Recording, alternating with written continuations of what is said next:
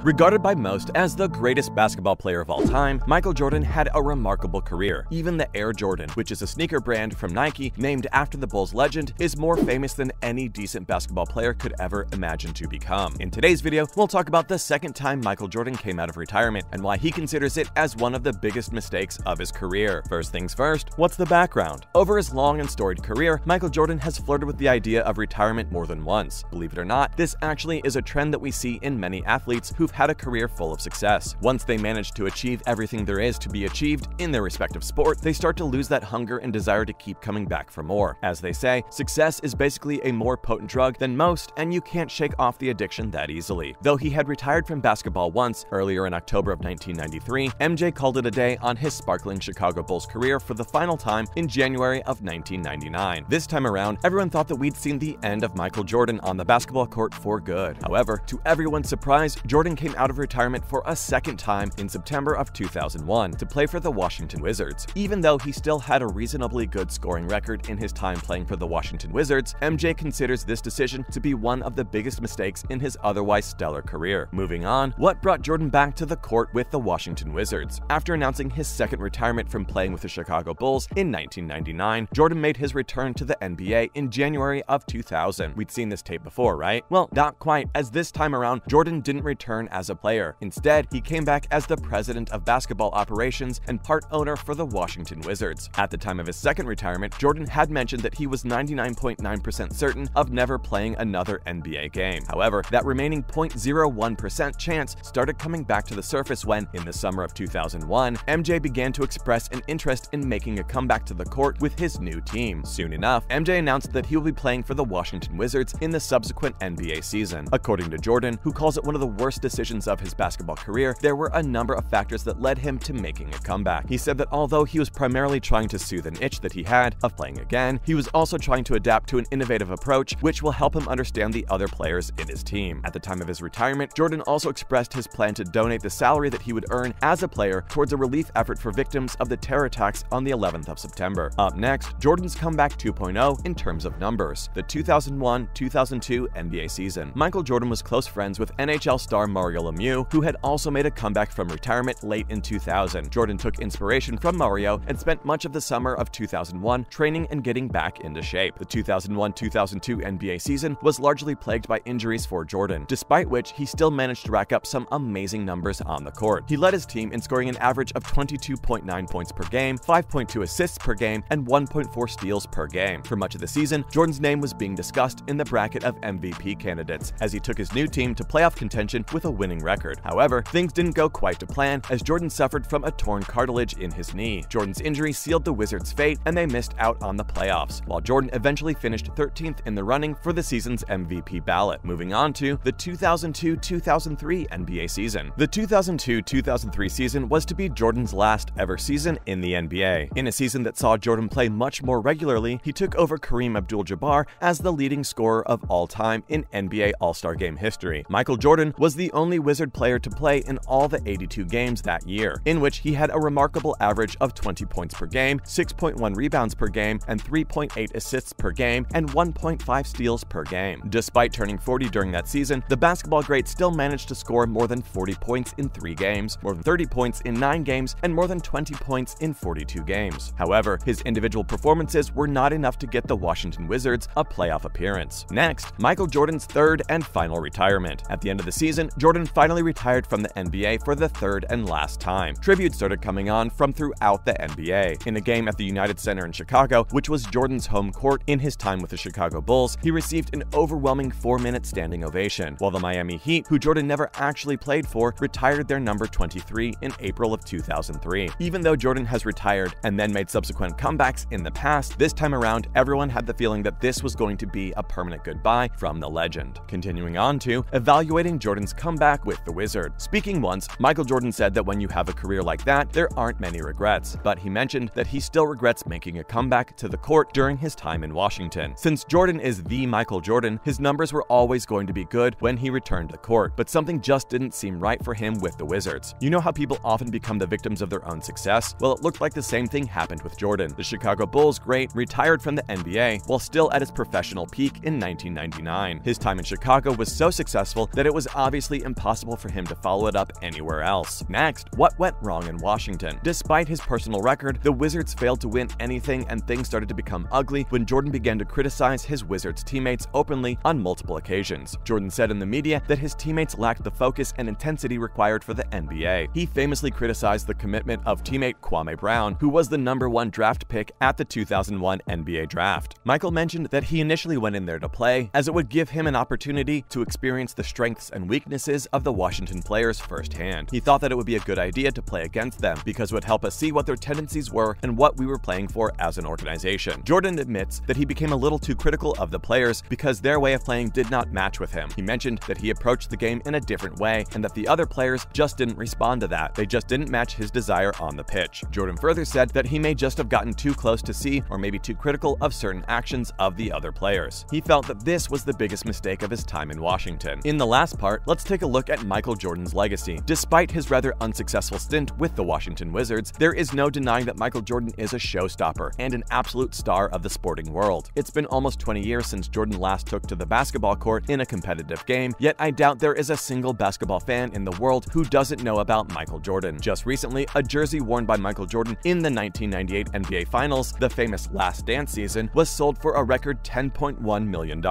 Even when he was playing with the Wizards and not really winning any silverware, he was still the most watched player in the NBA. All of Michael Jordan's home games at the MCI Center were sold out, and the Washington Wizards were the second most watched team in the NBA. The Wizards averaged 20,172 fans per game at their home court and 19,311 in their away games. Jordan finished his remarkable NBA career as a 6-time NBA champion, 6-time NBA Finals MVP, 5-time NBA MVP, and 14-time NBA All-Star. There were basketball stars before him, and there have been stars that have followed him. But whatever Kobe was able to achieve, and whatever LeBron James might still achieve, it's hard to think that anyone would ever be able to match Jordan's legacy in basketball. And that's it for today, guys. We'd love to hear what you have to say, so please tell us in the comment section what your top Michael Jordan moments are. Make sure to hit that like button and subscribe to our channel for all the latest news in town. We'll see you in the next video.